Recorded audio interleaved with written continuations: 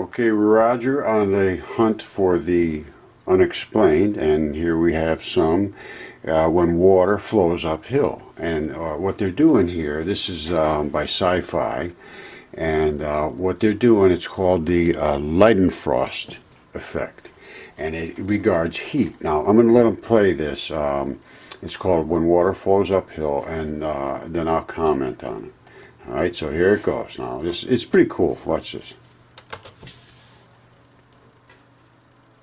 Now this is very slow motion. Now watch very carefully. As a physicist, Dr. Kei Takashina knows that even the simplest phenomenon can produce See great it? complexity. Boom, boom, boom. You just drop the water on the surface. So you have three phases of matter coexisting and interacting with each other already. And the question is, what happens and why? Drop water on a heated surface, and it slowly boils and evaporates. Heat up the surface some more, and the water sizzles away instantaneously. Keep increasing the temperature, and suddenly the droplets coalesce and float above the surface. This is the Leidenfrost effect.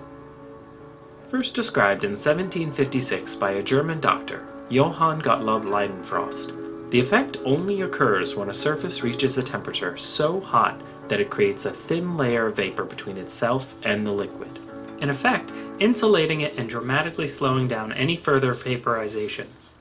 Although it's a common sight while cooking, it is something that is commonly overlooked, I would say.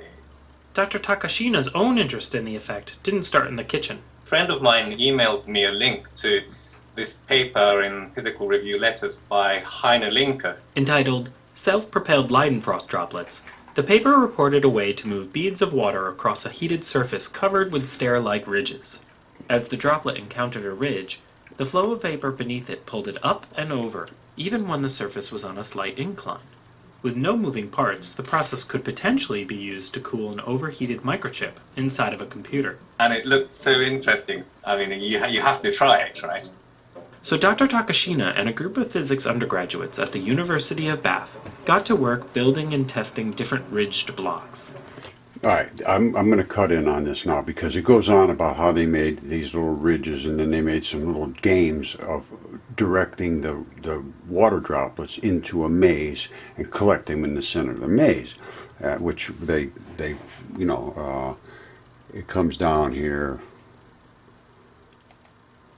And this allowed them to grip its teeth. But as the team started using temperature to precisely control the ascent of the droplets, they noticed That depending on the temperature of the block, the water would move in different directions. And this was completely unexpected. and really cool. When the surface was heated over the Leidenfrost point, the droplets curved to the left. If they were under, they veered to the right. But then I can understand that because it's totally understandable when you use the right-hand rule. there must be something in the structure of the surface Upon magnifying the ridges, the team noticed that they had small grooves. which we think is responsible for the directionality. And as one might expect from a team of undergraduates, a creative idea took hold. All right, they're going on about this game of making them bounce around and ending in here, but they're missing the fact that it's an actual electronic push, and I will explain this carefully. Roger, once again on the hunt for the unexplained and explaining it. Today, light is nothing more than heat. Right? Light is nothing more than heat. It's electrons forcing their way into another electron's region. Now, heat does the same thing, and I'm going to show you the Leidenfrost. I'm not sure how to pronounce it, but it's a principle based on extreme amounts of heat levitating water, and it's levitating it because of electrons pushing the bag of water into the air, which a bag of water is nothing more than a bunch of little polarized molecules all wrapped up in a skin, and it pushes it up in the air because of the negative force pushing against the negative force of the bag. All right, this is extremely easy to see. That every time it lays against one of these surfaces, it creates a push of the electrons out because it's heat against the electrons that are here. It actually spins within the water molecule.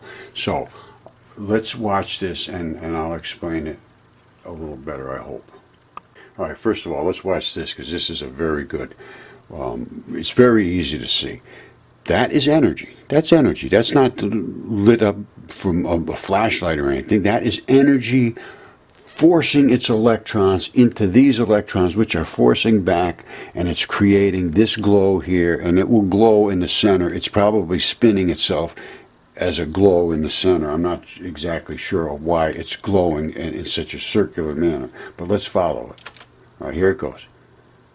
Boom. It hit there and it's forced it up. Now, this is collapsing down and hitting here, and it's creating this because as it hits, its natural intention is to move that way. You see it? Boom, here's another one. Get moving that way, pal. It's pushing.